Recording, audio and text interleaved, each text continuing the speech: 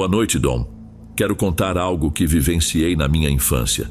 Me chamo Lara e na época eu morava com meus pais em Kyoto, no Japão. Isso aconteceu no meu 2º ano de escola. Naquela manhã, eu estava me sentindo mal, mas ainda assim queria ir à escola.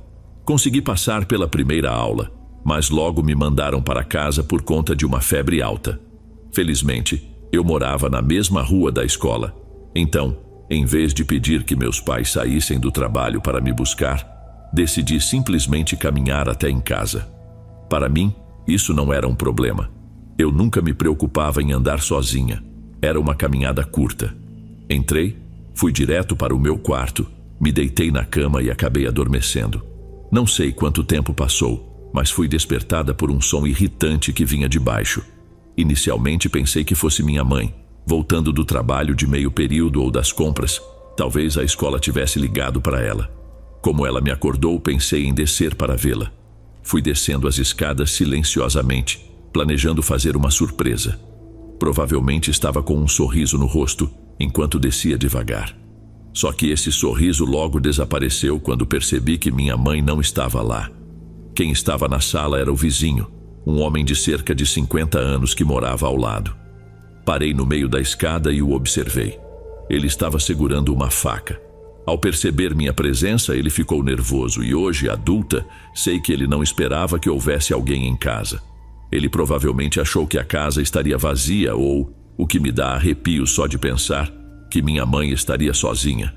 Antes que eu pudesse reagir ou entender o que estava acontecendo, ele disse: "Oi, será que você pode guardar um segredo? Ninguém precisa saber que eu estive aqui, tudo bem?" Meus olhos ficaram fixos na faca que ele segurava enquanto falava. Meu cérebro começou a trabalhar lentamente, afinal, eu tinha acabado de acordar e estava febril. Aos poucos as coisas começaram a se encaixar na minha cabeça, o melhor que consegui fazer, considerando que eu era apenas uma criança na época. Olhei para a faca e pensei: estou em perigo. O medo tomou conta de mim quando compreendi a gravidade da situação, e tudo o que pude fazer foi balançar a cabeça em concordância. Ele sorriu quando fiz isso, e para minha surpresa, simplesmente virou as costas e foi embora. Corri até a porta e a tranquei. Acho que devo ter esquecido de trancar quando voltei da escola. Queria contar tudo aos meus pais, mas o medo de que ele me matasse se eu falasse foi maior. A ameaça daquela faca me assombrava tanto que eu senti que não tinha escolha senão guardar o segredo. Por isso não disse nada. 1 mês se passou e a vida voltou a algo próximo do normal. Eu pensava no vizinho com frequência e ficava desconfortável quando estava sozinha em casa, esperando meus pais chegarem do trabalho. Mesmo assim, eu conseguia lidar com isso. Um dia, depois da escola, ouvi uma batida na porta. Quando fui atender, era o mesmo homem mais velho, parado na entrada com um monte de doces nas mãos. Abri a porta sem pensar, mesmo estando sozinha em casa, algo que hoje vejo como uma grande imprudência. Aceitei os doces e fechei a porta o mais rápido possível. Depois disso, ele começou a aparecer de vez em quando, sempre trazendo doces e dizendo: "Aqui, come esses." Na época eu não entendia por que ele continuava fazendo aquilo, mas com o tempo passei a acreditar que ele queria me subornar para que eu ficasse em silêncio. Não tenho certeza, mas essa é a sensação que tenho hoje. Nunca gostei de receber aqueles doces, especialmente sem saber o motivo. Isso me deixava desconfortável e um pouco perturbada. Toda vez que ele sorria para mim com doces na mão, minha mente só conseguia imaginar a faca no lugar deles. Houve uma vez em que ele apareceu com doces enquanto minha mãe estava em casa. Eu evitava falar com ele ou até mesmo olhar nos olhos dele, então minha mãe, sem saber o que se passava, inventava desculpas, dizendo algo como: "Ela é só tímida." Ela até ria, achando minha timidez engraçadinha, mas não fazia ideia do segredo que eu guardava. O tempo passou, e um dia recebi a notícia de que nosso vizinho estranho havia falecido. Foi como se um enorme peso fosse retirado dos meus ombros. Meus pais achavam que eu ficaria arrasada, como se tivéssemos algum tipo de laço especial, mas, na verdade, eu me senti aliviada, não triste. Não derramei uma lágrima por ele. A vida seguiu, e com o passar dos anos, fui me acostumando a ficar sozinha em casa. embora às vezes ainda me sentisse inquieta. No fim de semana passado, voltei para minha cidade natal e durante uma festa de bairro com meus pais, ouvi alguém mencionar nosso antigo vizinho. Um comentou: aquele velho adorava apostar nas corridas e nos caça-níqueis. Outro acrescentou: eu só lembro que ele era alcoólatra. Vivia aparecendo em nossa casa sem ser convidado. Precisei mandá-lo embora uma vez. Aí alguém disse: interessante como os roubos pararam logo depois que ele morreu, não acha? Foi aí que caiu a ficha. Provavelmente ele estava na minha casa aquele dia para nos roubar. E talvez, se minha mãe estivesse sozinha, as coisas poderiam ter sido muito piores. Aquele homem me subornava com doces para manter o silêncio. Era um ladrão alcoólatra que rondava nosso bairro. Ainda consigo ver o rosto dele claramente, e a faca que segurava nunca saiu da minha mente. É uma lembrança que me atormenta até hoje.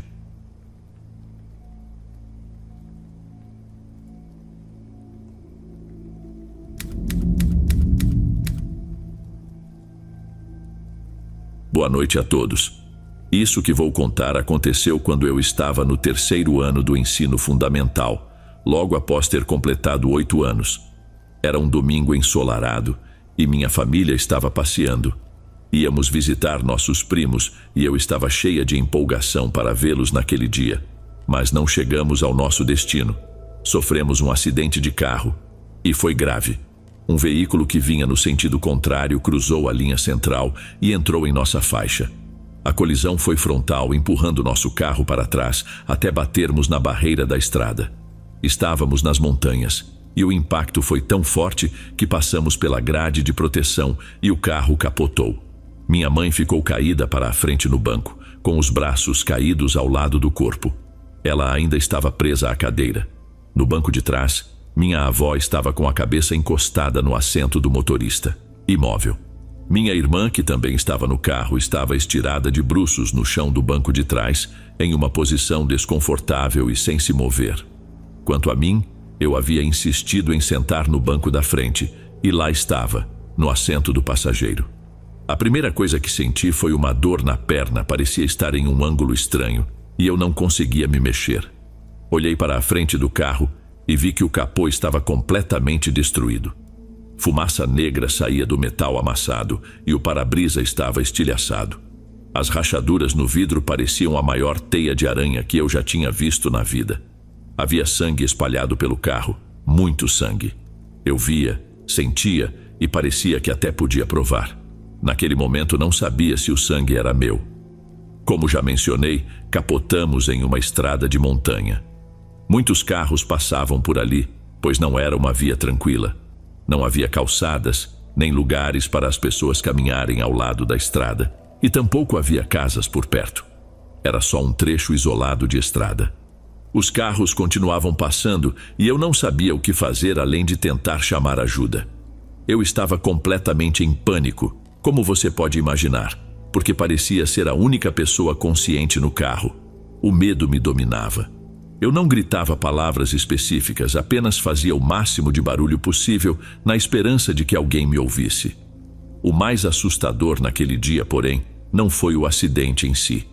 O que realmente me aterrorizou foi o fato de que ninguém parou para nos ajudar. Ninguém parou. Eu não consigo esquecer os rostos que vi através do vidro quebrado e manchado de sangue. Eles olhavam curiosos, mas não faziam nada. Tenho certeza de que alguns me ouviram gritar, pois reduziram a velocidade e chegaram até abaixar as janelas. As pessoas que passavam olhavam para o carro com um interesse distante, quase mórbido. Por que ninguém parou para ver se estávamos bem? Isso é algo que até hoje eu não entendo. Eles não se importaram, apenas nos deixaram lá enquanto a fumaça do carro ficava mais escura, e eu sentia as lágrimas ardendo nos cantos dos meus olhos. Eu me sentia tão impotente, presa dentro do carro, sem ninguém por perto para ajudar. Nenhuma das outras pessoas no carro dava sinais de vida, e eu mal conseguia me mexer. Minha perna, que antes doía, agora estava dormente, e uma sensação de completa impotência tomou conta de mim. Depois de cerca de 15 minutos, ou pelo menos essa é a minha melhor estimativa, talvez tenha sido mais, minha voz já estava ficando rouca de tanto gritar. Muitos carros continuaram passando, e ninguém parava. Eu já tinha passado do ponto do medo, acho que estava desesperançada. Mas então, ouvi alguém gritar e correr em direção ao nosso carro. Milagrosamente, 2 homens, que provavelmente estavam fazendo uma caminhada pelas montanhas próximas, apareceram correndo. Esses caminhantes de meia idade foram como anjos naquele dia. Eles chamaram uma ambulância e ficaram ao nosso lado. Embora minha mãe estivesse muito machucada e sangrando, seus ferimentos não foram fatais, mesmo que ela tenha precisado de pontos. Minha irmã também saiu com alguns pontos e muitos machucados e cortes menores. Eu, por um momento, pensei que fosse perder a perna, mas no fim, era só uma fratura. Infelizmente, minha avó não sobreviveu. Ela sofreu uma fratura no crânio por causa do acidente. O carro que nos atingiu pertencia a um casal de idosos, e eu ainda lembro claramente do homem mais velho. Seu rosto estava muito vermelho, como se ele tivesse bebido. Vi esse homem novamente no hospital para onde todos fomos levados. Ele acenou para nós e disse algo como: "Ah, vocês sobreviveram, então estão bem, isso é ótimo." Assim como as pessoas que passaram pela estrada naquele dia, seu interesse pelo estrago que causou foi mínimo. Aquele dia me ensinou uma verdade sombria sobre as pessoas. A indiferença pode ser verdadeiramente aterrorizante. Se estiver gostando dos relatos, deixe seu like. Isso ajuda muito o meu trabalho. Bem, vamos para o próximo relato.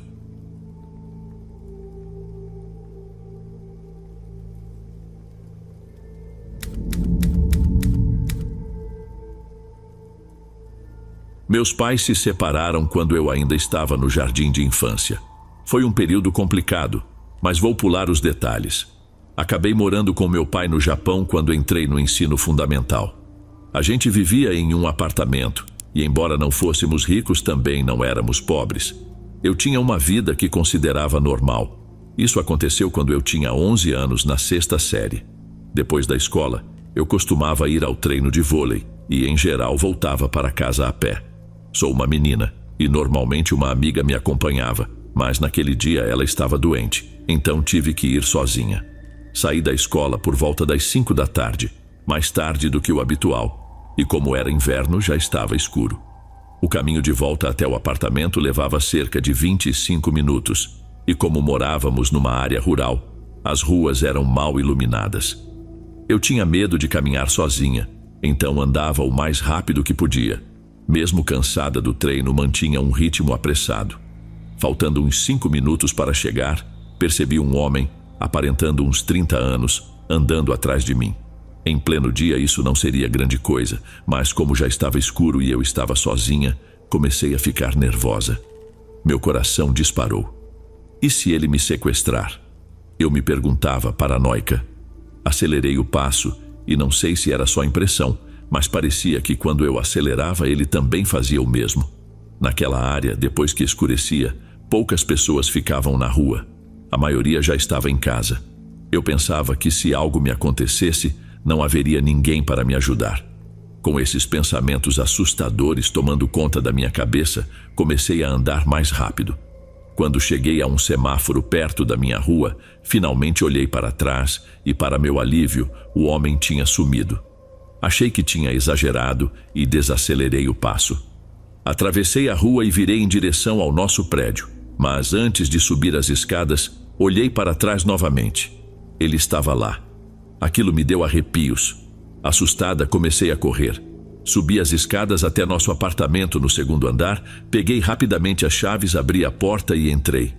Corri para o meu quarto e, com cautela, abri um pouco as cortinas para olhar lá fora. O homem estava parado na rua, olhando direto para mim. Eu estava apavorada e não conseguia tirar os olhos dele. Fiquei lá imóvel até que ele lentamente se afastou do prédio. 2 horas depois que o homem foi embora, meu pai chegou do trabalho. Eu queria muito contar a ele o que tinha acontecido, mas não queria preocupá-lo, já que ele sempre parecia estar sobrecarregado.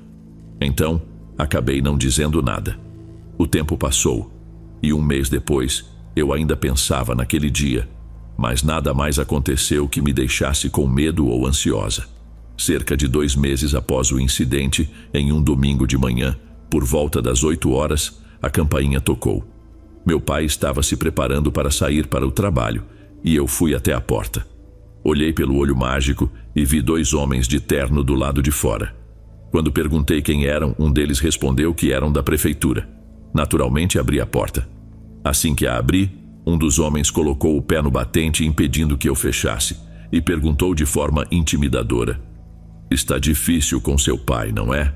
Ele está por aqui?" Eu não sabia o que fazer, então chamei meu pai. Quando ele chegou, pareceu reconhecer os 2 homens, e sua expressão mudou completamente. Ele se virou para mim e disse: "Vá esperar na cozinha." O comportamento do meu pai mudou drasticamente depois de ver aqueles homens. Fiquei curiosa para saber quem eram e por que queriam falar com ele. Então me escondi no corredor para ouvir. Meu pai deve ter percebido que eu estava por perto porque sugeriu aos homens: "Senhores, podemos conversar lá fora?" Eles saíram e meu pai os seguiu, fechando a porta atrás de si. A conversa durou cerca de 1 hora e eu não consegui ouvir nada. Quando ele finalmente voltou para dentro, estava calado. Perguntei sobre os homens. Aqueles caras eram da prefeitura? Meu pai apenas respondeu: "Não é nada demais, está tudo bem." E nunca mais falamos sobre o assunto. Ele não queria mais discutir. 3 dias depois, acordei para ir à escola, como sempre fazia. Achei que veria meu pai se apressando para ir ao trabalho, mas o apartamento estava estranho, silencioso demais. Chamei por ele, e nenhuma resposta. Presumi que ele já tivesse saído, então continuei minha rotina e fui para a escola. Aquela noite voltei para casa e esperei meu pai aparecer. 1 hora passou, depois 2, e então 3, mas ele ainda não tinha chegado. Às 9 da noite, enquanto olhava na geladeira tentando encontrar algo para jantar, fiz uma refeição improvisada e fui para a cama, esperando que tudo estivesse normal no dia seguinte. Quando acordei, no entanto, antes mesmo de me levantar, eu já sabia que ele não estava em casa. O silêncio no apartamento era sufocante. Era sábado, sem escola, e normalmente eu adorava dormir até tarde, mas não consegui descansar sem saber onde meu pai estava. Por volta das 7 da manhã, recebi uma ligação da minha tia, esposa do irmão do meu pai. "Você está bem? Estou indo te buscar agora", disse ela. Uns 30 minutos depois, ela chegou e tocou a campainha. Pediu para eu arrumar algumas roupas e o que precisaria para a escola. Mesmo sem entender, fiz o que ela pediu. Quando chegamos à casa dela, vi meu tio sentado com um copo de uísque na mão, com uma expressão muito séria. Ele era careca, e sempre achei que, se meu pai perdesse o cabelo, eles se pareceriam muito. Sem rodeios, ele disse: "Você vai ficar aqui agora. Sinto muito, mas seu pai não vai voltar para casa." Confusa e chorando, perguntei por quê, e ele finalmente revelou. Parece que seu pai tinha muitas dívidas. Conforme os dias, semanas e meses foram passando, comecei a montar o quebra-cabeça do que realmente aconteceu. Meu pai havia ido embora no meio da noite, ou talvez tenha sido levado pelos cobradores de dívidas. Tenho quase certeza de que o homem que me seguiu até em casa naquele dia era um desses cobradores, assim como os 2 homens que vieram até a porta fingindo ser da prefeitura. Isso tudo aconteceu há muito tempo e faz 15 anos que não vejo meu pai. É difícil descrever o que sinto sobre essa situação. São muitas emoções conflitantes que nem sempre consigo colocar em palavras. Ouvi um boato de que ele agora está incapacitado e vive em uma instituição, mas não passa de um rumor. Mesmo que eu soubesse onde ele está, não sei se o procuraria. Eu gosto de ler histórias de terror na internet e só queria compartilhar a minha. Meu pai desapareceu no meio da noite quando eu ainda estava no ensino fundamental. E mesmo que soubesse onde ele está, não sei se gostaria de encontrá-lo.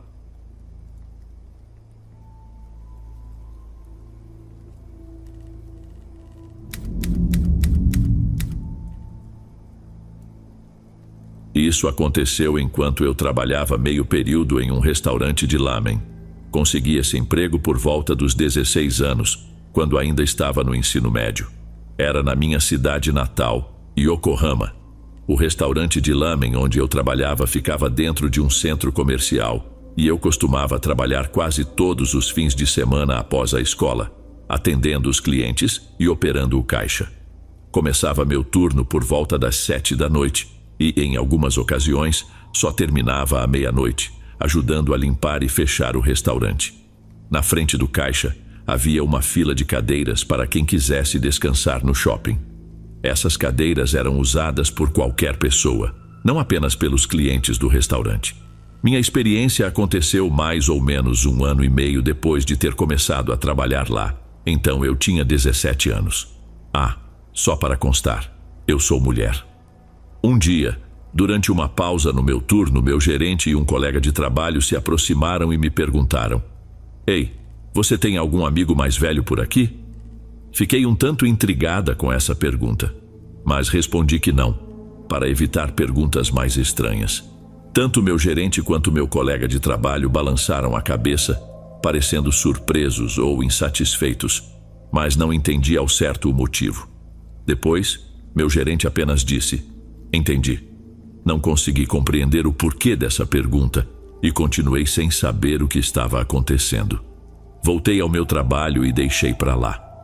Algumas semanas depois, um colega de trabalho se aproximou e disse: "Ei, Érica, você pode ir ao banheiro e voltar?" Aquilo me soou estranho, mas fiquei ali sem entender até o gerente se aproximar. Quando perguntei por que queriam que eu fizesse isso, nenhum dos dois deu uma resposta clara.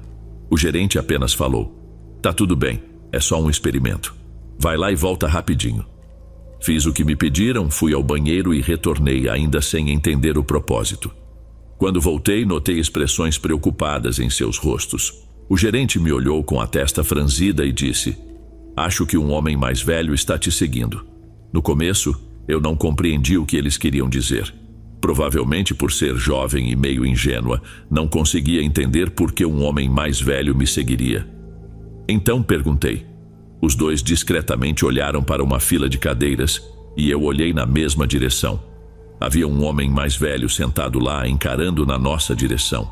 Assim que percebeu que eu o observava, ele desviou o olhar. Eu não tinha a menor ideia de quem ele era, mas senti um medo profundo. Ele claramente estava de olho em nós. Perguntei aos meus colegas por que achavam que ele estava me seguindo. Afinal, só por estar sentado do lado de fora da loja, isso não significava que ele me seguia. Então eu realmente não sabia o que pensar. Foi então que eles explicaram: "Olha, toda vez que você está de plantão, ele se senta ali e fica te observando. Quando você sai para o banheiro, ele também se levanta e começa a te seguir. Parece que ele está te perseguindo." Aquilo me deixou apavorada, mas não como uma história de fantasmas. Como dizem por aí, às vezes as pessoas são mais assustadoras que qualquer assombração. Olhei para ele novamente, tentando confirmar se eu o conhecia. Ao examinar melhor seu rosto, percebi que era um total estranho, o que me causou uma sensação desconfortável, uma mistura de repulsa e um certo torpor. Depois que descobri que ele estava me observando há um tempo, não consegui mais parar de pensar nisso pelo resto do meu turno. Passei o tempo todo espiando por cima do ombro e desviando o olhar, tentando ao máximo evitar contato visual. Quando meu turno acabou, meus colegas me acompanharam parte do caminho até em casa, o que me fez sentir aliviada. No entanto, mais tarde, já sozinha, olhei para trás e vi o mesmo homem à distância me seguindo. Foi então que percebi que realmente estava sendo perseguida. Consegui chegar em casa, mas foi uma experiência angustiante. Eu não tinha certeza se ele estava apenas indo na mesma direção ou se de fato estava me seguindo. No início, não queria me basear apenas nas suspeitas dos meus colegas, afinal, eles não eram especialistas. Tentei dar o benefício da dúvida para o homem, mas minha visão sobre ele mudou na noite seguinte, quando fui trabalhar novamente. Ele voltou e, em determinado momento, percebi que estava desconfortavelmente próximo do banheiro. Durante o meu intervalo, fui até uma loja de conveniência próxima e notei que ele me seguiu novamente. Ele me viu entrar na loja e, surpreendentemente, foi embora logo depois. Por um breve momento, senti alívio por ter me afastado dele, mas assim que voltei ao restaurante, lá estava ele outra vez, sentado nas cadeiras em frente ao meu local de trabalho, sem desviar os olhos de mim. Pedi aos meus colegas e ao gerente que continuassem observando o homem nos dias seguintes, pois eu ainda estava confusa sobre como agir. Perturbadoramente, ouvi de um colega que o viram entrar na mesma loja de conveniência logo depois de mim e que ele havia comprado exatamente os mesmos itens que eu. Parece que ele até demonstrou interesse pelas revistas que eu folheei. Tudo isso começou a pesar na minha mente.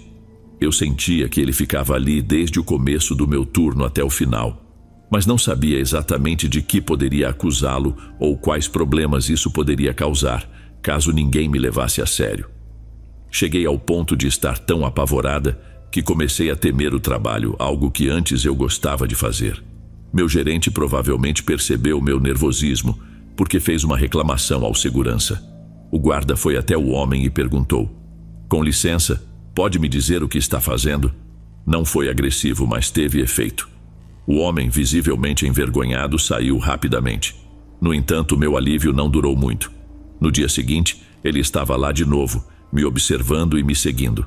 Dessa vez, meu gerente ficou furioso. Ele voltou ao segurança e exigiu que desse uma advertência mais séria ao homem, dizendo que, se ele voltasse, fariam um boletim de ocorrência. O segurança fez exatamente o que meu gerente pediu. Mais uma vez, o homem se levantou e foi embora, visivelmente envergonhado. Eu esperava que a ameaça de chamar a polícia tivesse finalmente acabado com aquela situação. Pela primeira vez em muito tempo, tive um turno tranquilo. Foi um alívio olhar para os assentos e vê-los vazios. Quando meu turno terminou naquela noite, fui até o estacionamento pegar minha bicicleta. Estava escuro, como sempre acontecia após os turnos mais tardios. Ao tentar destrancar a bicicleta e sair, ela não se movia. Confusa, olhei para trás para ver o que estava errado com a roda. Foi então que o vi. Meu perseguidor estava ali, segurando a roda traseira da bicicleta com força, me impedindo de sair. Foi aterrorizante. Parecia que ele havia surgido das sombras, e eu nem notei sua presença no estacionamento. O medo me paralisou ao ponto de eu não conseguir dizer nada. Tentei forçar a bicicleta a se mover de novo, dessa vez com menos esperança, sabendo que ele a segurava firme. E então o ouvi murmurar: "Por quê? Por quê?" Algo dentro de mim mudou naquele instante. Todo o medo se transformou em uma raiva repentina, e eu me virei e gritei: "O que você acha que está fazendo? Solte a minha bicicleta." Eu não esperava a resposta dele. "Por quê? Por que você disse que ia chamar a polícia? O que você estava pensando?" As palavras dele me apavoraram ainda mais, destacando seu egoísmo e delírio. Tudo parecia girar em torno dele, sem qualquer consideração pelo impacto que causava em mim.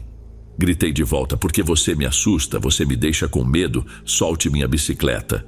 Esperava que isso o envergonhasse novamente, como havia acontecido antes, mas ele retrucou com mais agressividade: "Nunca te toquei. Tá de brincadeira? Vai chamar a polícia só porque eu te olhei? Boa sorte." Seu egocentrismo era repulsivo. Ele ignorava completamente o quanto suas ações me afetavam, como se tudo fosse apenas sobre ele. Felizmente, nossos gritos atraíram a atenção da segurança do shopping, que correu em nossa direção. Assim que o homem avistou os guardas, fugiu rapidamente, quase como se estivesse com medo. Depois desse incidente, meu chefe insistiu que houvesse patrulhas policiais frequentes, caso ele decidisse voltar. Mesmo com os policiais por perto, a sensação de que ele poderia aparecer a qualquer momento não me abandonava. Eu me tornei paranoica, ficando ansiosa sempre que alguém me olhava, por mais do que alguns segundos. No fim, acabei deixando aquele emprego.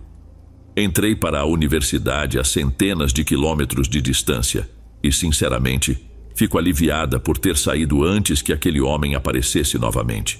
Depois daquele encontro aterrorizante, minha vida mudou de várias formas. Embora eu tenha conseguido escapar fisicamente do perigo imediato, o trauma psicológico permaneceu comigo por muito tempo. Toda vez que entrava em um local público, me pegava olhando ao redor, como se ele pudesse aparecer de novo, mesmo estando a quilômetros de distância e muito tempo depois. Era uma constante sensação de ser observada, uma paranoia que me fazia questionar as intenções de qualquer pessoa que se aproximasse ou olhasse para mim por alguns segundos a mais. O mais inquietante foi perceber que aquele homem realmente acreditava que não estava fazendo nada de errado. De alguma forma, ele conseguiu justificar suas ações em sua própria mente, convencido de que não me tocar era suficiente para não ser culpado de nada. Esse tipo de raciocínio é o que mais me assusta até hoje, porque me mostrou que existem pessoas que conseguem racionalizar comportamentos terríveis, acreditando que suas ações não têm impacto ou consequências.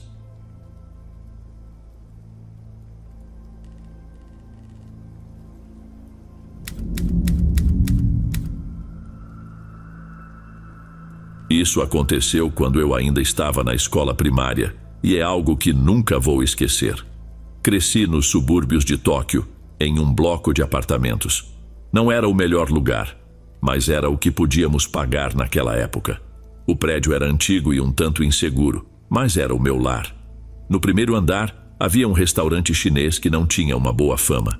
Lembro-me dos adultos na minha família e na vizinhança comentando sobre o lugar, e nunca era nada positivo. Diziam que era sujo, e, para ser sincera, parecia mesmo. No entanto, o problema não era o restaurante em si, mas sim o filho do dono.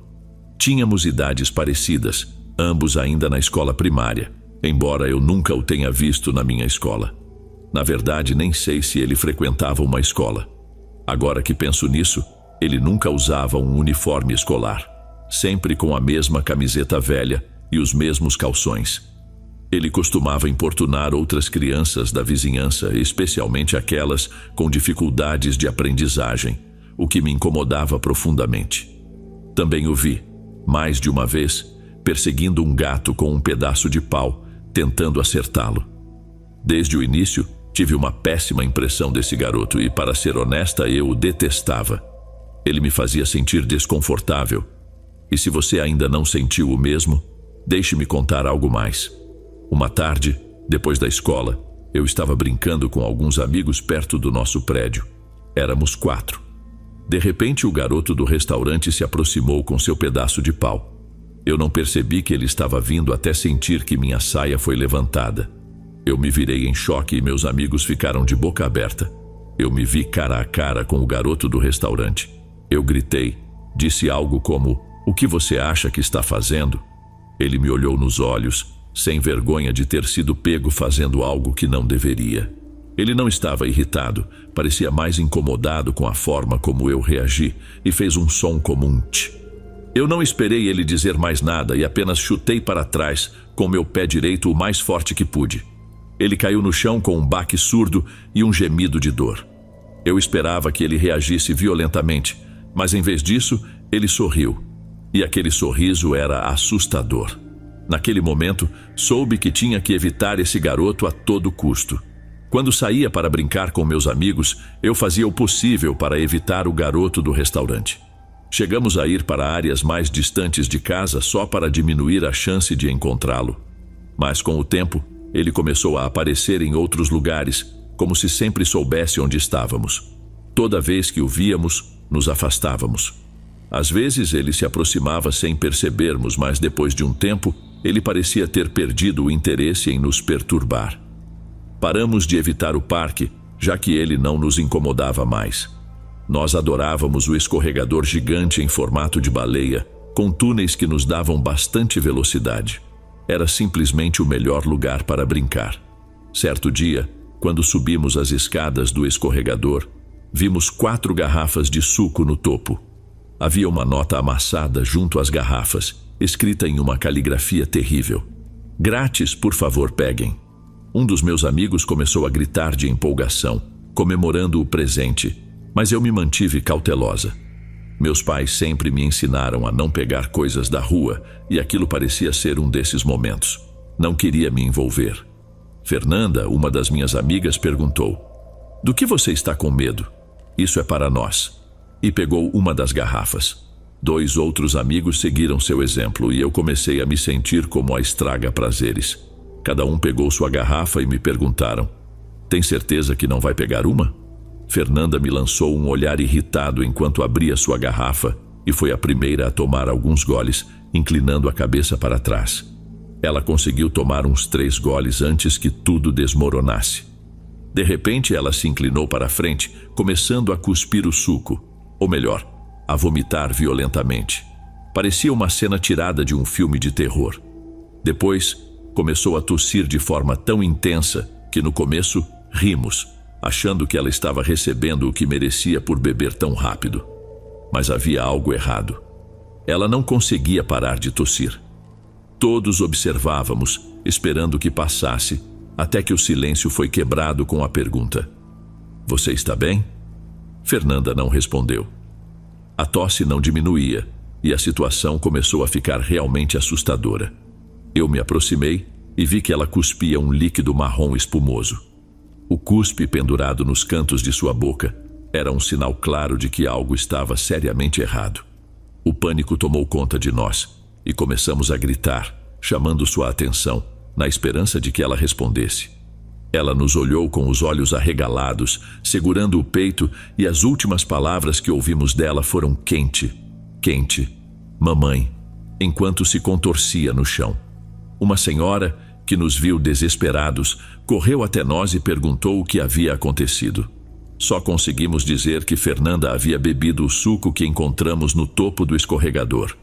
O rosto da mulher se transformou em horror ao ouvir isso, e ela rapidamente tirou um telefone da bolsa para chamar uma ambulância. No meio do caos, senti algo estranho, como se estivesse sendo observada.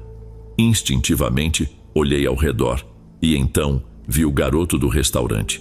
Ele estava agachado entre algumas plantas no parque, escondido na grama alta de verão. Ele assistia a tudo, um sorriso satisfeito no rosto, como se estivesse apreciando cada segundo do nosso desespero. Meus outros 2 amigos, claro, não Fernanda, não perceberam o garoto, mas eu sim. Assim que ele notou que eu o havia visto, ele saiu correndo.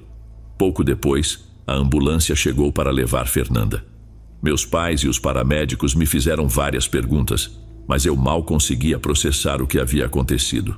Tudo parecia um borrão. Eu estava tão apavorada com o estado da minha amiga que temi que, ao entrar naquela ambulância, fosse a última vez que a visse. Felizmente, isso não aconteceu. Fernanda se recuperou e voltou à escola após 1 ou 2 semanas. Mais tarde descobrimos que o suco que ela bebeu estava misturado com pesticidas. Ninguém sabia quem havia deixado aquelas garrafas no escorregador e ouvi adultos falando sobre aleatoriedade e sem motivo. No fim, nunca encontraram o culpado. Mas eu sabia quem era. Só que não podia provar. Fiquei muito aliviada quando Fernanda voltou, mas também sentia um medo paralisante de falar a minha teoria. Tinha receio de que, se contasse a alguém, o garoto do restaurante voltaria para nos machucar de novo. Todos recebemos uma palestra sobre não tocar em coisas que não são nossas e nunca aceitar presentes de estranhos. Alguns meses depois, o restaurante do andar de baixo fechou ou se mudou. Acho que se tornou uma loja de conveniência. Ninguém parecia sentir falta do restaurante, muito menos daquela família. Para ser honesta, não sei o que aconteceu com o garoto. Só sei que, provavelmente, ele não parou ali. Algo me diz que ele poderia estar fazendo coisas ainda piores do que envenenar meninas no parque. Antes de irmos para o próximo relato, considere se inscrever aqui no canal caso ainda não seja inscrito. Vai ser um prazer ter a sua companhia nos próximos vídeos também. Bem, vamos continuar.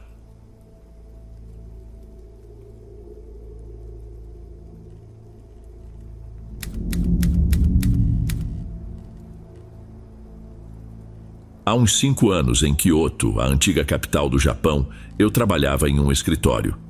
Às vezes, o horário de saída não era tão flexível quanto eu gostaria. Os funcionários precisavam ficar até que os projetos que nos eram atribuídos estivessem concluídos.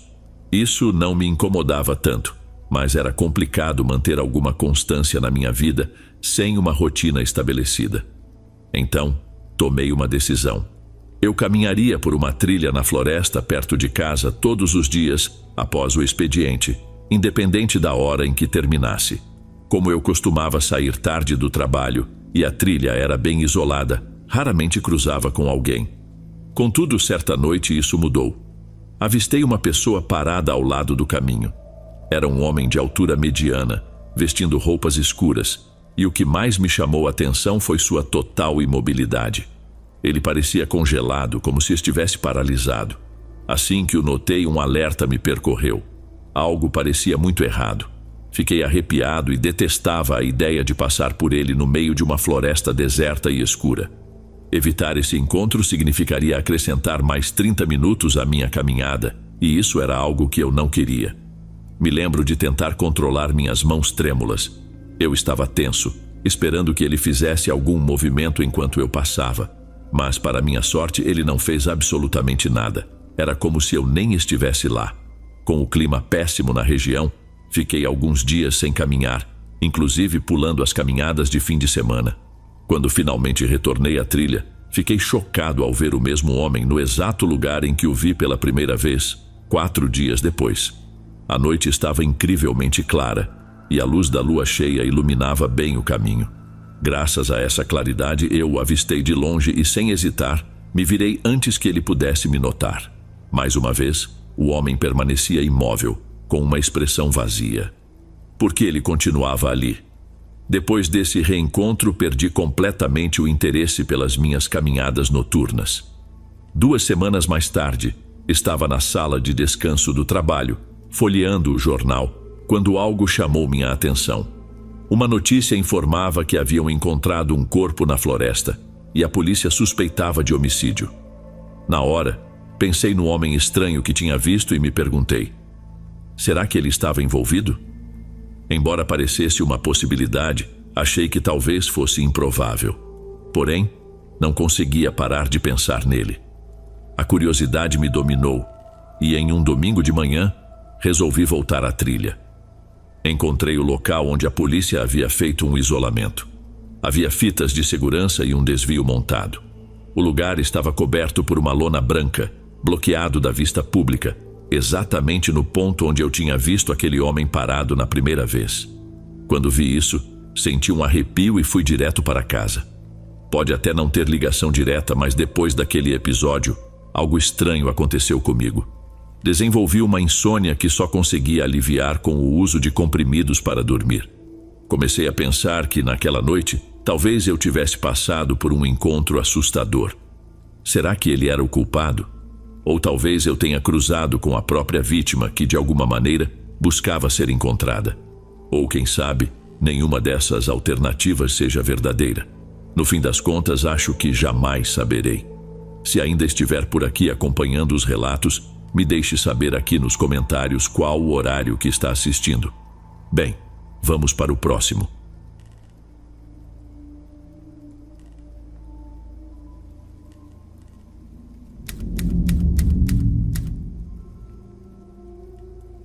Quando eu estava em busca de uma casa, minha prioridade era que fosse barata.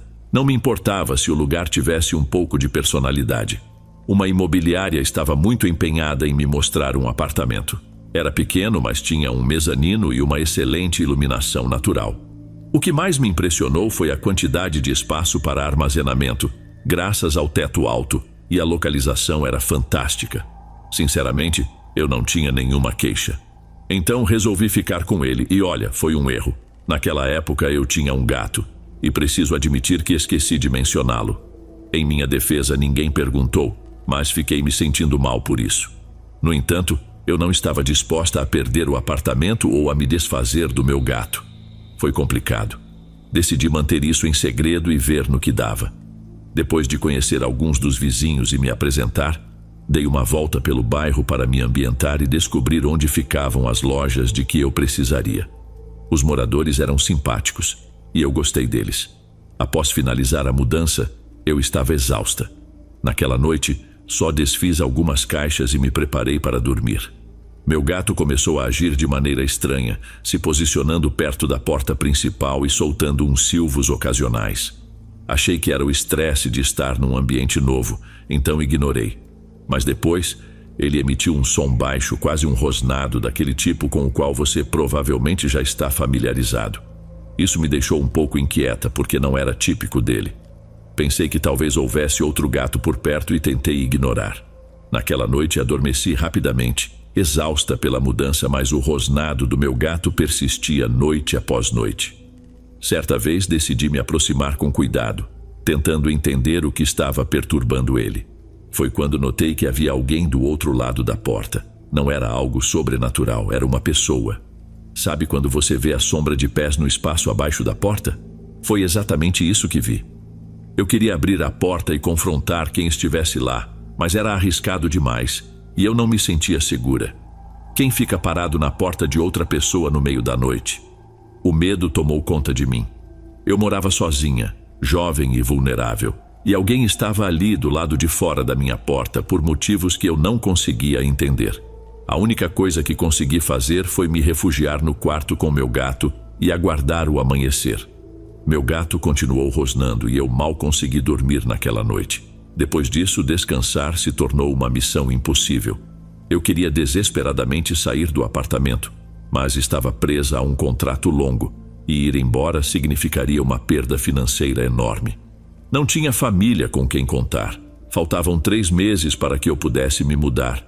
E tentei me apegar a isso. O estresse foi tanto que precisei procurar um médico. Ele confirmou que eu estava sendo consumida pelo estresse e cheguei a perder peso. Passei alguns dias na casa de uma amiga, mas logo comecei a me sentir um fardo. Eventualmente voltei para o meu apartamento. Comecei a aparecer mais pelo complexo de apartamentos com a intenção de socializar melhor com os vizinhos e garantir que soubessem que estava bem. Mas, para minha surpresa, sempre que eu cumprimentava alguém, acabava ouvindo algum comentário sobre gatos. Alguns exemplos foram: "Você sabe que não são permitidos gatos aqui, né? Eu jamais traria um bichinho para cá sem a permissão do proprietário, e tenho certeza de que você também não faria isso. Você está ciente de que o dono do prédio detesta gatos, não é?" Eu não podia acreditar no que estava ouvindo, como eles sabiam que eu tinha um gato. Ele nunca saía do meu quarto, era completamente indoor. Eu não estava causando problemas para ninguém. Orgulhava-me de cuidar bem dele, e esses comentários indiretos começaram a me incomodar. Então, na próxima vez que alguém mencionou o assunto, resolvi perguntar: "Como você sabe que eu tenho um gato?" Esperava que se fizessem de desentendidos, mas a resposta da minha vizinha me pegou de surpresa. Porque todos nós nos revezamos.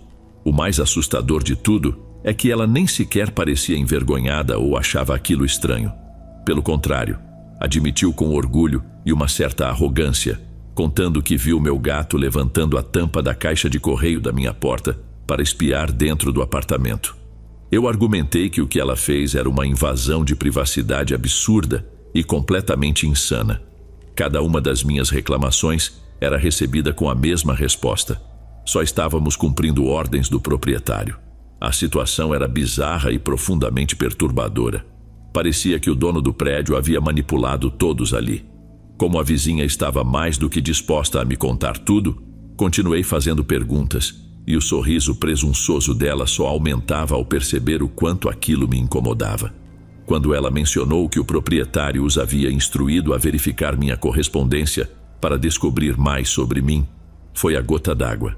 Peguei o telefone imediatamente e liguei para a imobiliária, informando que iria sair. Felizmente, eles foram compreensivos e consegui sair sem perder dinheiro. Agora faz sentido porque um lugar tão bom e bem localizado era tão barato. Hoje consigo rir da situação e até virou uma boa história para contar, mas ainda acho tudo profundamente perturbador. Atualmente, moro em um lugar bem melhor, sem vizinhos estranhos, sem problemas com meus animais de estimação e, o melhor de tudo, sem um proprietário paranoico. Às vezes vale a pena pagar um pouco mais por um bom lugar, e se algo parece bom demais para ser verdade, geralmente é.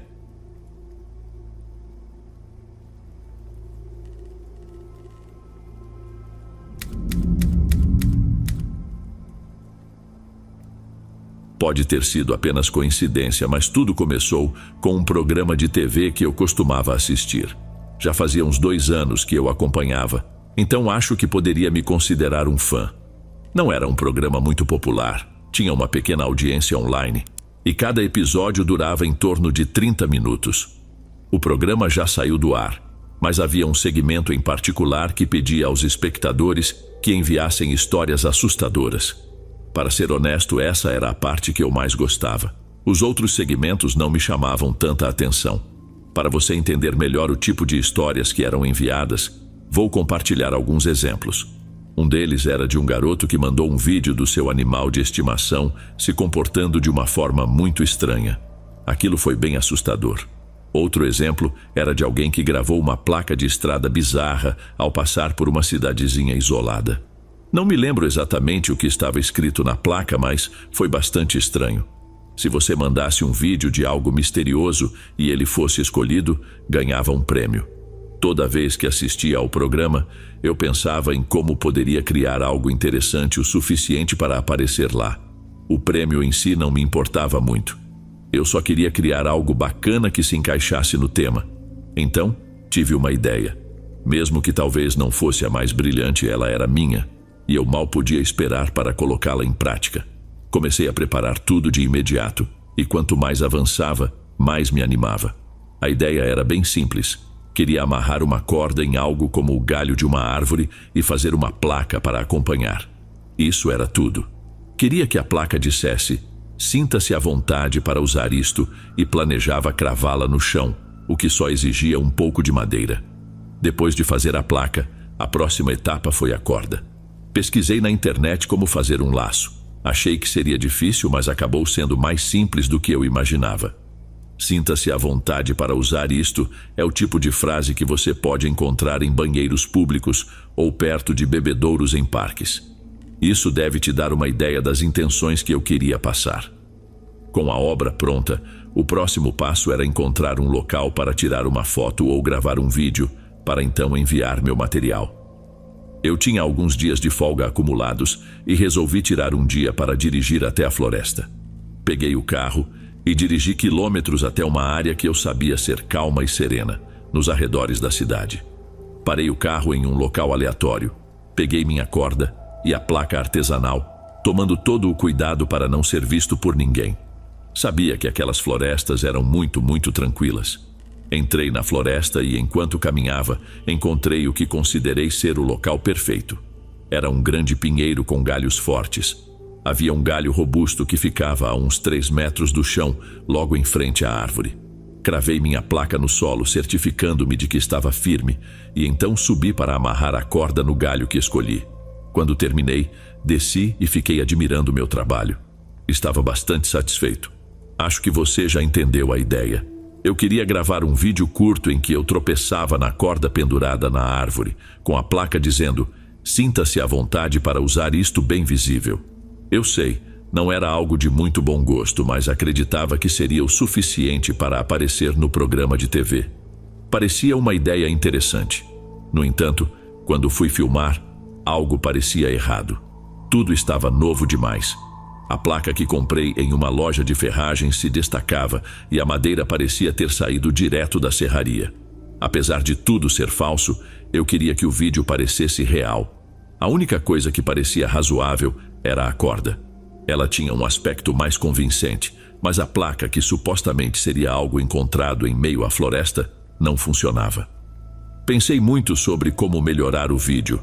Não queria desperdiçar todo o esforço sem fazer a gravação. Foi então que tive uma ideia. Como estava chovendo recentemente e mais chuva estava prevista, pensei que se deixasse a placa lá por um tempo, o clima a deixaria mais autêntica. Imaginei que o vento e a chuva cobrissem a madeira com terra e folhas, criando aquela aparência desolada que eu estava buscando. Claro, fiquei um pouco preocupado que algum excursionista ou alguém passasse pela área e removesse minha criação, mas eu sabia que esse era um risco que teria que correr. Se eu não morasse em um apartamento, talvez tivesse colocado a placa no meu próprio quintal. Minha preocupação era que alguém ficasse irritado e decidisse destruir a placa. Você sabe, aquele tipo de pessoa que se ofende com qualquer coisa. Também não queria que a lei se envolvesse porque, para mim, era apenas uma brincadeira inofensiva. Não acho que cometi nenhum crime, afinal era apenas uma peça de arte, certo? Com esses pensamentos, decidi não me preocupar tanto. Quem se importa? Foi o que pensei enquanto voltava para o carro, caminhando pela floresta. Nos dias seguintes, minha rotina ficou agitada e, antes que eu percebesse, havia esquecido completamente da placa, da corda e do vídeo que queria fazer. Um mês se passou e só me lembrei dela enquanto assistia ao programa de TV para o qual tinha planejado enviar meu vídeo. Sem perder tempo, entrei no carro e fui direto para a floresta, torcendo para que minha criação ainda estivesse lá. Durante esse mês de esquecimento, Alguns tufões atingiram a região. Quando voltei ao local, percebi que a vegetação havia crescido bastante. Ervas daninhas, arbustos altos e a grama espessa dificultaram minha caminhada. O chão estava coberto de galhos quebrados e folhas, e isso complicou minha busca. Vou ser honesto, acabei me perdendo um pouco. O fato de o dia estar terminando, com o céu começando a escurecer, também não ajudava muito. Finalmente encontrei a placa, mas no momento em que pus os olhos nela, soube que não poderia mais filmar o vídeo como tinha planejado. O ambiente ao redor da árvore estava, em uma palavra, desolador. A placa, que antes era de um branco brilhante, agora estava acinzentada, com as letras ligeiramente borradas. O mais perturbador era que a frase "sinta-se à vontade" permanecia intacta, como se os elementos não tivessem afetado essas palavras de forma alguma. Aquilo me deixou desconfortável, mas o que vi a seguir foi ainda pior.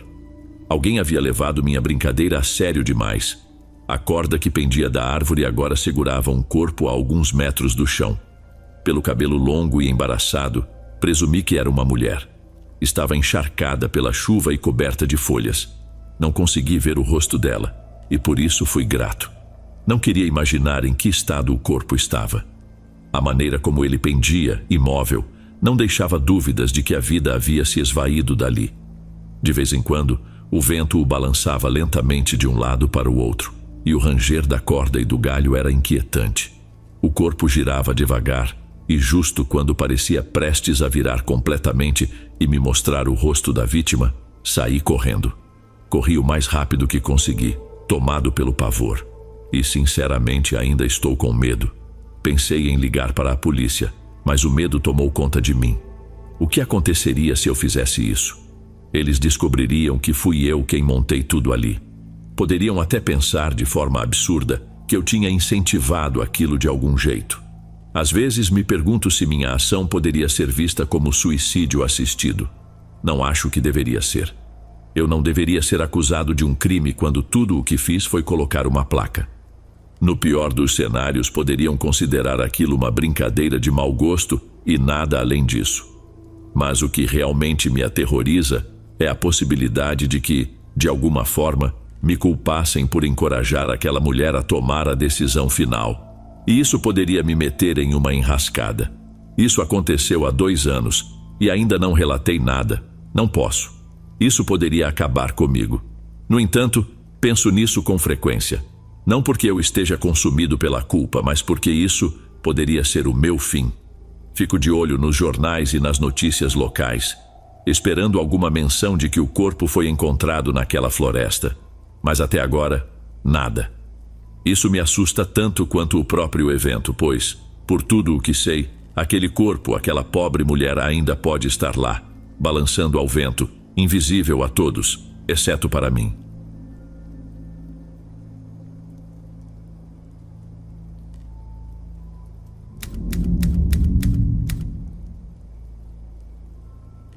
Eu já vivi algumas experiências bastante perturbadoras e muitas delas ainda permanecem comigo, ressurgindo sempre que a escuridão toma conta. Com isso, quero dizer que sou assombrado por essas memórias. Uma delas em particular se destaca. Lembro de estar em casa sozinho quando ouvi a voz de uma mulher.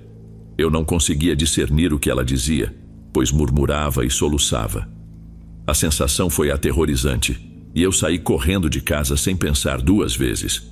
Em outra ocasião, também estando só, vi a porta da sala se abrir vagarosamente, sozinha. Levantei imediatamente para checar se havia alguém ali, mas, claro, não havia ninguém. Não sei se tenho uma sensibilidade maior para eventos paranormais, mas seria mentira se dissesse que não acredito neles. Contudo, hoje não estou aqui para discutir o sobrenatural. Quero contar sobre a experiência mais assustadora que já vivi. E isso aconteceu quando me mudei para o meu primeiro apartamento, onde iria morar sozinho pela primeira vez. Isso ocorreu há 3 anos, pouco depois da mudança. Imagine um quarto com poucos móveis, só o essencial e várias caixas de papelão espalhadas. Eu estava exausto demais para começar a arrumar tudo, então decidi deixar isso para o dia seguinte. Depois de ajeitar o sofá no lugar perfeito em relação à TV, me joguei nele para relaxar. Acho que acabei dormindo porque fui acordado por um som estranho. Ouvi uma risada do outro lado da parede da sala. Foi só uma vez, pelo menos é o que me lembro. Então pensei que era coisa da minha cabeça, já que estava meio adormecido. Não dei muita bola e fui direto para a cama. Na manhã seguinte, enquanto preparava o café, ouvi outro som vindo da parede oposta à sala. E dessa vez, era a mesma risada. Um pensamento estranho me ocorreu. Será que o vizinho estava rindo? Mas para você entender, quando falamos em risada, geralmente pensamos em algo de um show de comédia, como uma plateia rindo de uma piada. Só que essa risada não era assim. Não parecia alguém rindo de um programa de TV. Era algo intencional e assustador, como uma cena de filme de terror, quase como aquela risada do Coringa. Senti um calafrio na espinha. Eu ainda não havia tido a chance de conhecer meus vizinhos, e como no Japão é comum cumprimentá-los ao se mudar, achei que essa era uma boa hora. Pelo menos sabia que o morador ao lado estava em casa, com base na risada que eu tinha escutado, e parecia mesmo ser um homem pelo tom da voz. Saí, toquei a campainha e esperei por alguns momentos, mas ninguém apareceu. Quando eu estava prestes a desistir e voltar para o meu apartamento, um outro vizinho saiu e parecia estar a caminho do trabalho. Ninguém mora lá há um bom tempo, ele comentou. Dá para imaginar o quão estranho foi ouvir isso, especialmente depois de ter escutado alguém rindo naquele lugar. Eu me apresentei ao vizinho, mas guardei a parte sobre a risada só para mim. Decidi que devia ser outro episódio paranormal. Ótimo, pensei. Agora vou morar ao lado de um apartamento assombrado. Normalmente, isso teria me deixado apavorado e me feito querer ir embora imediatamente. Mas, como já tinha tido outros encontros estranhos com fantasmas, resolvi ficar. Nada aconteceu, exceto por escutar aquela risada esquisita de vez em quando nos dias que se seguiram. Talvez você pense, qual o problema de uma risadinha de vez em quando? Bem, 3 meses passaram rápido, e além dessas risadas ocasionais, tudo permaneceu em paz. Após esses 3 meses, comecei a perceber um novo som. Era algo como batidas vindo da parede da sala. A risada já era incômoda, mas esses golpes eram demais. Pensei em me mudar, mas, sinceramente, não tinha disposição para empacotar tudo e procurar outro lugar. Então, resolvi encarar a situação numa boa, e com o tempo fui me acostumando com o barulho. Além disso, eu passava mais tempo fora de casa do que dentro, então nem ligava tanto. Em um final de semana, seja no sábado ou domingo, o barulho se intensificou a ponto de me irritar, e decidi dar um chute na parede de onde vinha o som. Claro, na minha cabeça, isso não iria resolver nada. Como poderia assustar um fantasma? Mas mesmo assim dei o chute.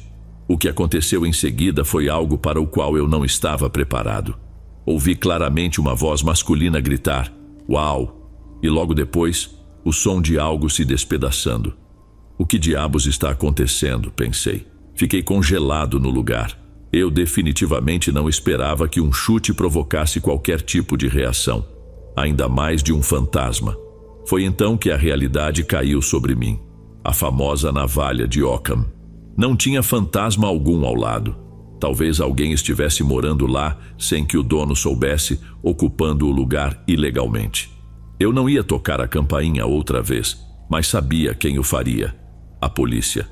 Liguei para eles e logo chegaram. Ouvi quando tentaram abrir a porta e entrar. A situação ficou tensa, com troca de palavras ásperas e alguns gritos. No fim, descobriram que, de fato, alguém estava morando lá. Mais tarde, descobri que era um homem de meia idade ocupando o apartamento que deveria estar vazio. Aparentemente, o sujeito estava sob efeito de drogas, e quando os policiais entraram, ele perdeu o controle, chutando e gritando. Descobri que ele era filho do proprietário. Seu pai havia permitido que ele ficasse lá devido aos seus problemas com vício. Eu fiquei furioso. Estava pagando aluguel, enquanto esse homem ficava lá como bem quisesse, rindo de forma sinistra. Aquela risada já me deixava arrepiado, mas nada se comparava ao que descobri depois. O som de batidas que ouvia era ele cravando uma faca de cozinha na parede que dividia nossos apartamentos. A parede do lado dele estava cheia de buracos. e parecia que ele estava tentando atravessá-la para entrar na minha sala. Depois disso, me mudei. Consegui meu depósito de volta e me isentaram de algumas semanas de aluguel, o que sinceramente era o mínimo que poderiam ter feito. Já tive experiências paranormais, mas o pavor que sinto quando penso naquele homem destruindo a parede é muito maior. Me dá calafrios só de imaginar o que ele poderia estar planejando, drogado e completamente fora de si.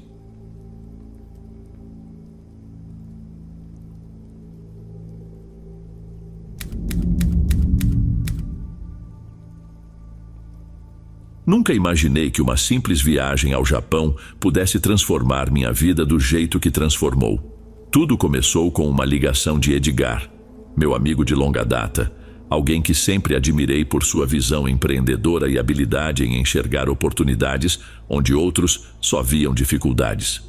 Edgar sempre foi do tipo que não tem medo quando o assunto é negócios. Desde a época da faculdade, ele mostrava um dom natural para empreender, sempre com algum projeto em andamento, buscando maneiras de transformar um pequeno investimento em grandes lucros. Mas sua ambição não tinha limites, e isso o colocava em situações arriscadas de tempos em tempos. Naquela manhã, ele me acordou com sua ligação. Como de costume, o entusiasmo na sua voz era contagiante. Ele me falou sobre uma oportunidade que não poderíamos deixar passar, algo que, segundo ele, nos proporcionaria uma vida tranquila, sem preocupações financeiras. O fato de envolver uma viagem ao Japão só tornava a proposta ainda mais irresistível. Eu sempre quis conhecer o país, experimentar sua cultura, gastronomia e paisagens. E se, além de tudo isso, ainda houvesse uma oportunidade de negócios, por que não ir? Pô, isso é maior do que qualquer coisa que já fizemos antes, disse Edgar, com a voz cheia de empolgação. Não é apenas mais um negócio. Estamos falando de algo que pode mudar nossas vidas para sempre. Tenho que confessar que a ideia me fascinou desde o primeiro momento. O Japão era um destino com o qual eu sempre sonhei, um lugar que queria visitar há muito tempo, e a chance de unir lazer e negócios parecia tentadora. Não perguntei muitos detalhes, confiava em Edgar como se fosse meu irmão. Nós passamos por muitas coisas juntos, e embora eu soubesse que ele, às vezes, se metia em situações que nem sempre eram 100% legais, ele sempre dava um jeito de sair bem. Contudo, algo no tom da sua voz me fazia sentir que dessa vez era diferente, que eu estava prestes a entrar em algo que fugia do meu controle. Cheguei em Tóquio sentindo uma mistura de euforia e apreensão. A cidade me envolveu com sua energia vibrante, luzes incríveis e um ritmo acelerado. Era mais do que eu imaginava. Ficamos hospedados em um hotel de luxo no centro da cidade, com uma vista de tirar o fôlego, o que ajudou a aliviar qualquer preocupação que eu ainda pudesse ter sobre a viagem. Os primeiros dias foram como qualquer outra viagem de negócios. Reuniões em escritórios elegantes, jantares em restaurantes refinados e uma correria constante que me fazia sentir parte de algo grandioso. Edgar estava mais confiante do que nunca, e eu me deixei levar por seu entusiasmo, acreditando que estava tudo sob controle. Não demorou muito para que as coisas começassem a tomar outro rumo. Houve uma reunião em especial que fugiu completamente do normal, marcando o início do fim. Fomos levados a um prédio sem identificação, em uma parte menos glamurosa de Tóquio, bem distante das luzes e arranha-céus que tínhamos visto até então. A fachada era sombria, sem qualquer sinal de que ali se faziam negócios. Senti um calafrio ao entrar, como se algo dentro daquele lugar estivesse me alertando sobre o que estava por vir. Fomos recebidos por um grupo de homens usando ternos escuros, com expressões sérias e intimidantes. Havia algo nos olhares deles, algo na forma como se moviam, que me deixou em estado de alerta. Edgar, que costumava ser sempre tão confiante, estava claramente desconfortável, o que era raro de se ver.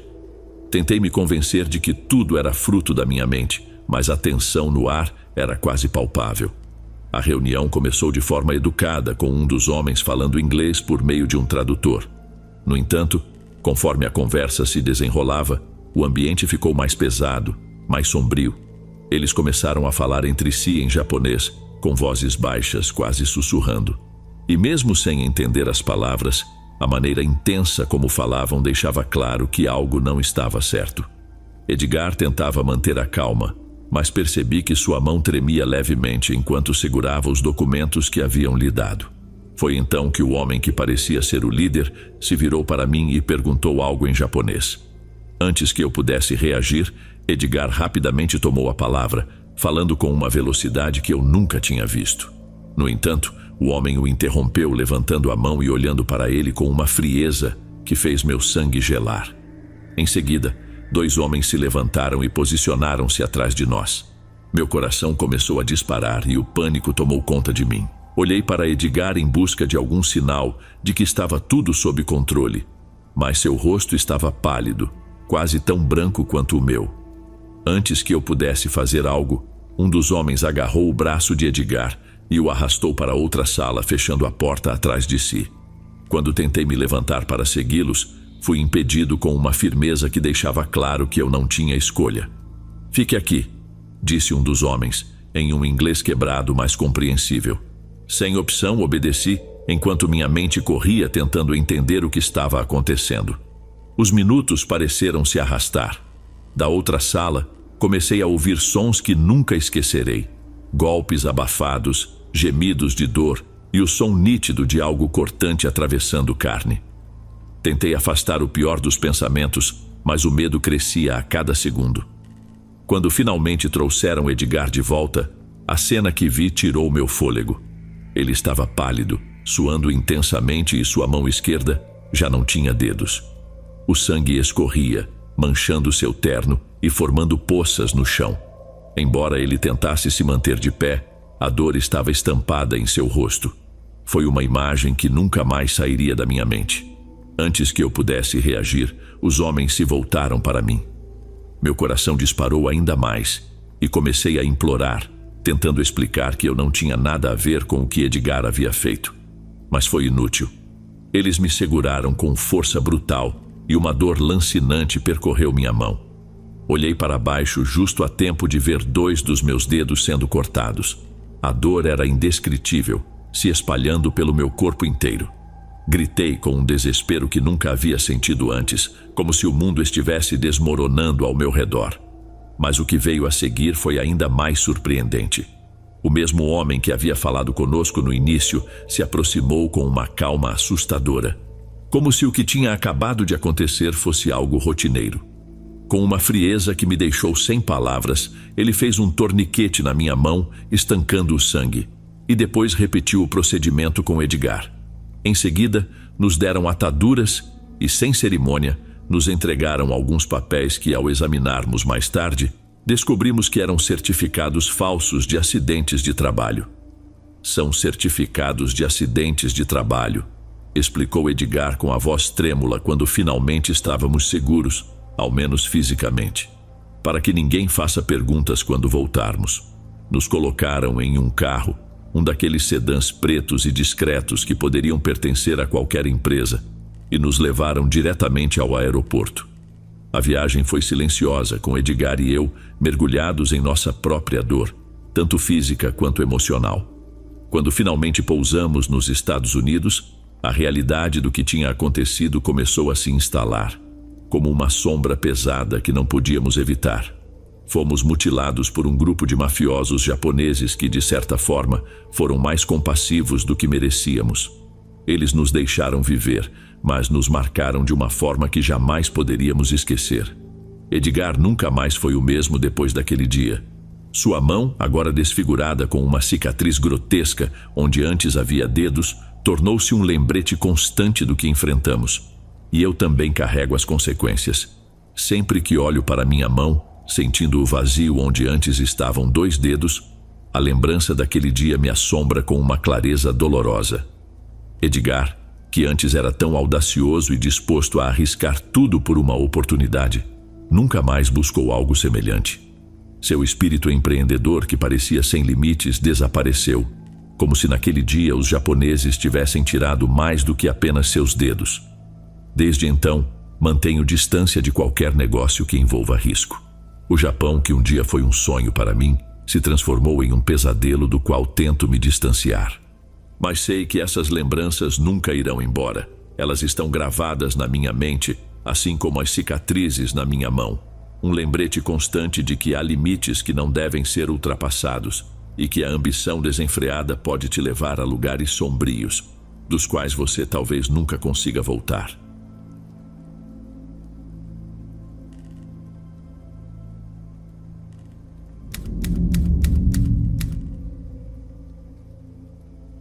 Isso aconteceu há alguns anos, quando eu tinha por volta de 15 anos. Já sentiu aquela vontade irresistível de explorar um prédio abandonado só de passar por ele?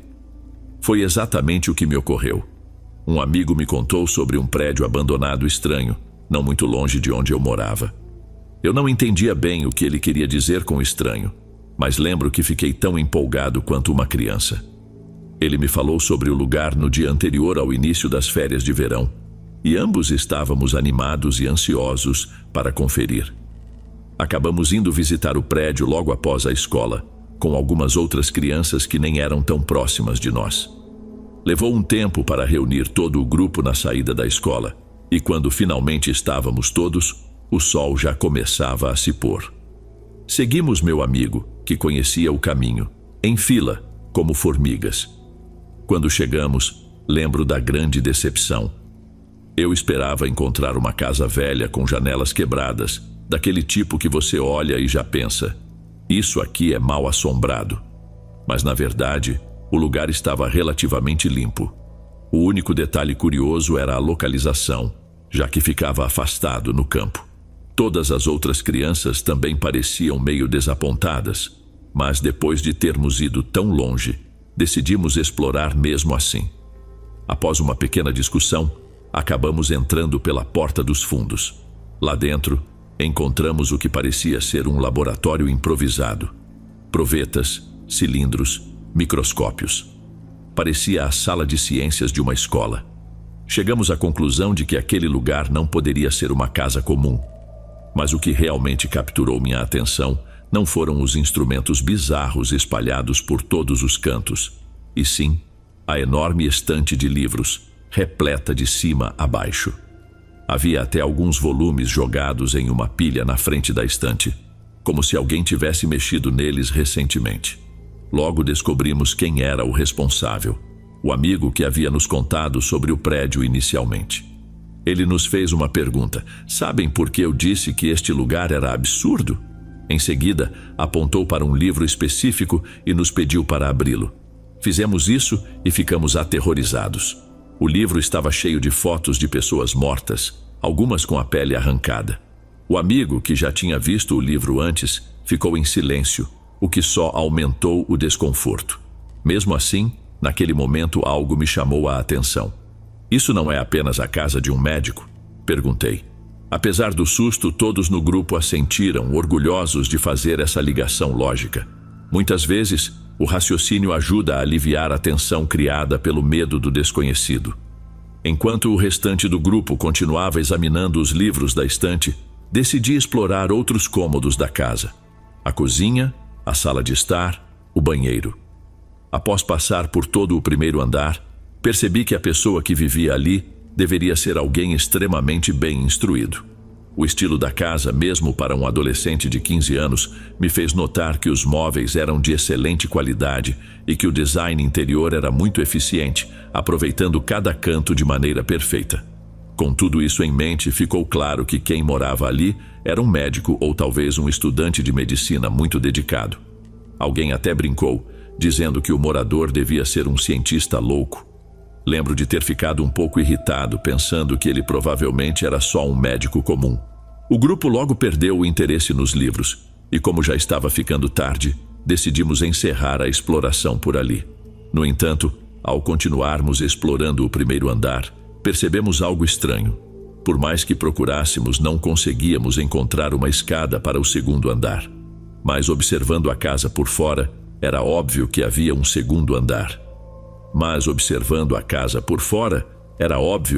um segundo andar.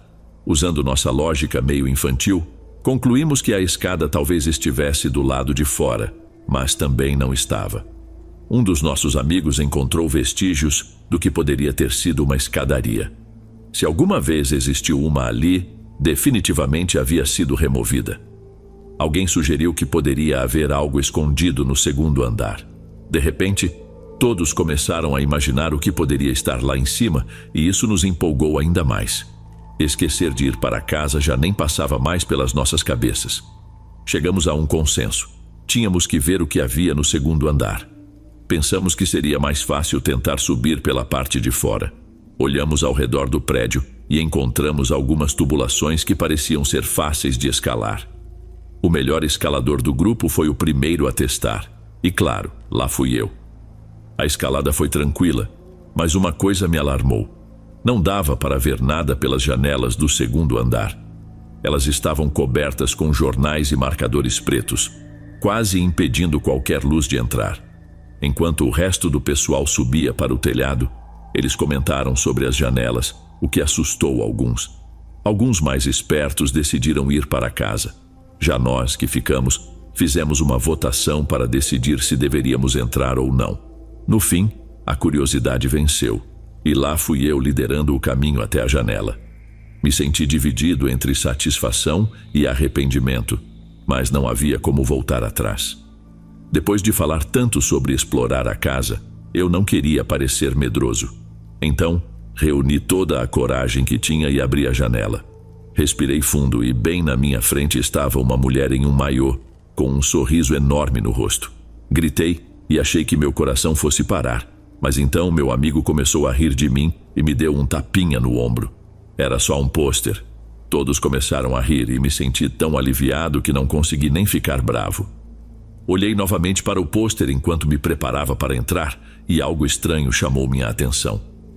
Havia marcas de batom nos lábios da mulher. Achei curioso, mas mesmo assim segui em frente.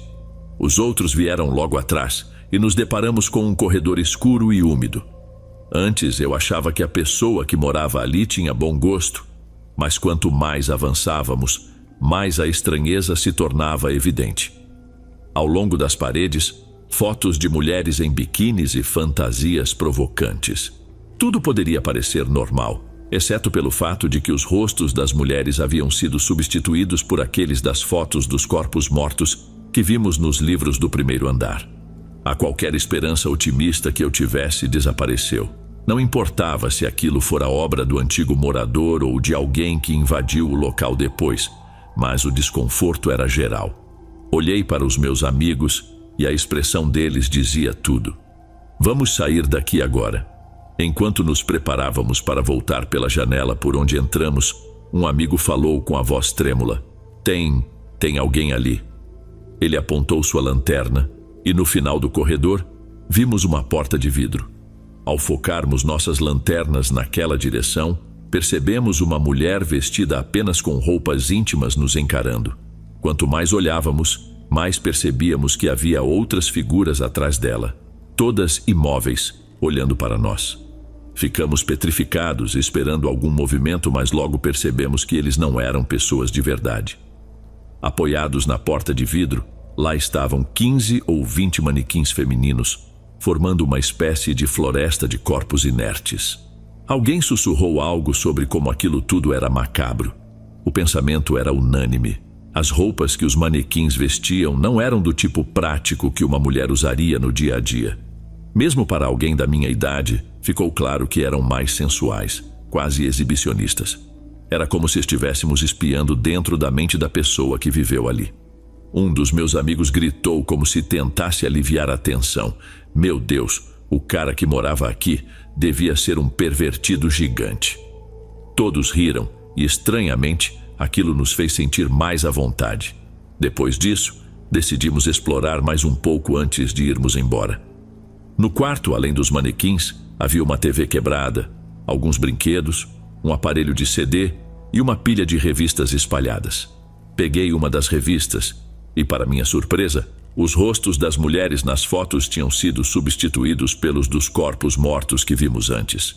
Isso já me fez sentir um enjoo, mas o que piorou a situação foi que a revista era deste mês. Mostrei aos outros e no mesmo instante todos percebemos a gravidade do que estava acontecendo. De repente, ouvimos um barulho fraco, algo se mexendo. Começamos a olhar ao redor tentando identificar de onde vinha o som. Conseguíamos ver toda a sala, os livros, os móveis e os manequins espalhados. Foi então que percebi algo estranho. Entre os manequins, vi um rosto, um sorriso largo, uma expressão de pura maldade. Vocês gostam disso? Era a voz de um homem. Eu só conseguia distinguir que ele estava usando um vestido. Um de nós gritou, e todos começamos a correr, completamente apavorados. Fui o último a sair, pulei pela janela e corri pelo telhado. Mais uma vez, ouvi a voz dele. Vocês gostam? Só de ouvir aquilo senti arrepios pelo corpo todo. Tudo o que lembro depois é de ter pulado do telhado e corrido o mais rápido que pude. O garoto que morava mais perto contou aos pais sobre o que aconteceu naquela noite e no dia seguinte a polícia foi investigar o prédio. Quando chegaram, o lugar estava completamente vazio.